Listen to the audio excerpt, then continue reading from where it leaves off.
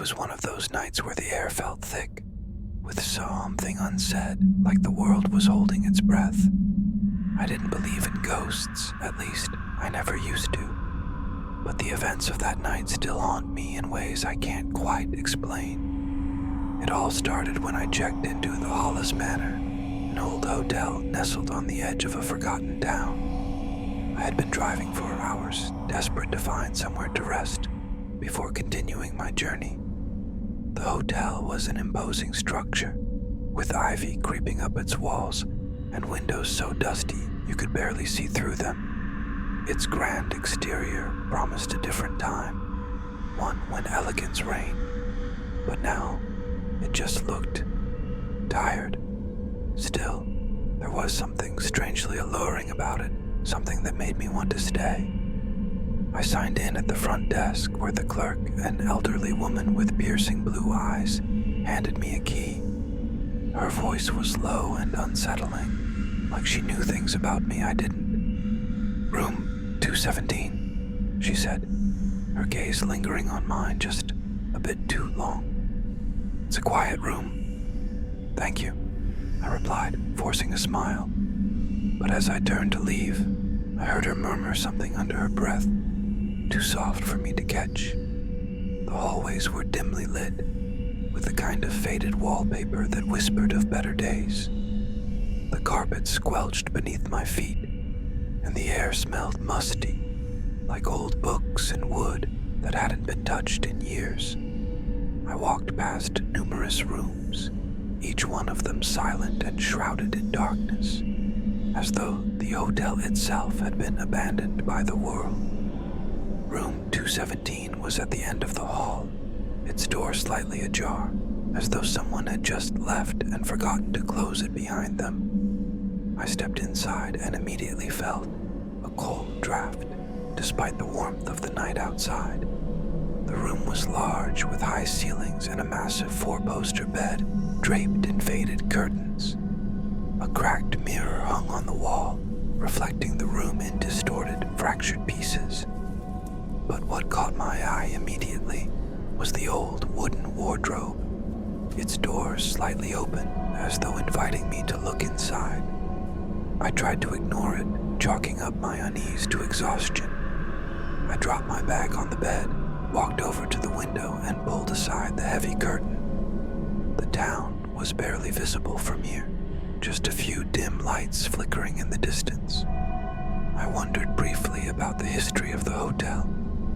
It felt ancient, like it had witnessed more than its fair share of lost souls. That night, sleep didn't come easily.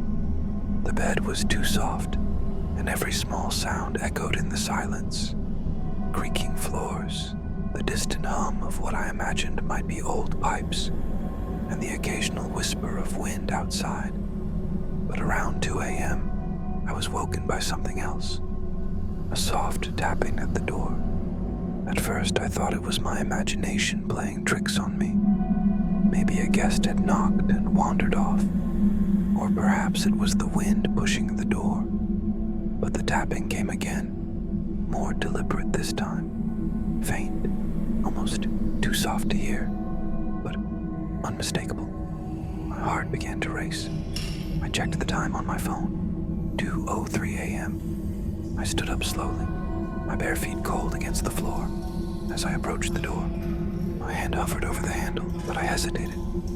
I told myself it was nothing, just a prank or a bad dream, but still I couldn't shake the feeling that something was terribly wrong. I opened the door. The hallway was empty, nothing but shadows stretching out in front of me. I stepped out cautiously, my breath shallow, trying to listen for any sound. But there was nothing.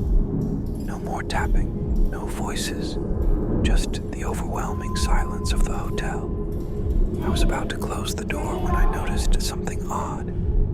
At the far end of the hall, a light was flickering, coming from under the door of room 218. Curiosity got the better of me, and against my better judgment, I made my way down the corridor. As I neared the door, I could feel my pulse quicken. The flickering light was now joined by a low murmuring sound, almost like a chant. Without thinking, I reached for the doorknob and turned it. The door creaked open. Inside, there was no one. The room was empty, but the light, it was coming from a lamp on the nightstand. The bulb flickered erratically, casting strange shadows that danced across the walls. But what truly caught my eye was the wardrobe. It was standing wide open. I couldn't remember if it had been that way when I first saw the room, but now it seemed impossible to look away from it. It was as though it was pulling me toward it, urging me to look inside. My hand trembled as I stepped forward, each movement feeling heavier than the last. I reached for the wardrobe's edge, pulling it open fully. Empty. Nothing but old coats and mothballs. But as I was about to close the door, I heard a sound. A voice.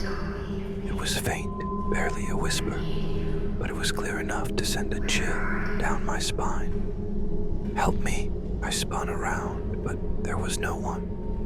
No one in the room, no one in the hallway. Just the faint glow of the lamp and the oppressive silence. The voice came again, this time louder. "Please, help me." I froze, my heart hammering in my chest. I realized then that the voice wasn't coming from any person. It was coming from the walls. The very walls of the room seemed to be alive, whispering in a language I couldn't understand. My legs felt like jelly, but I turned and ran out of the room, slamming the door behind me. I didn't stop running until I reached the lobby. The clerk was gone, and the room felt even colder than before. I stood there panting, trying to make sense of what had just happened. Then I saw it, the key to room 217 on the counter. But there was something wrong. The number on the tag had been scratched out and replaced with a new one, 218. I didn't stick around long enough to find out why. I checked out of the Hollis Manor that same night, never once looking back. And though I've driven past that hotel a dozen times since, I've never dared to stop again. Some places are better left undisturbed.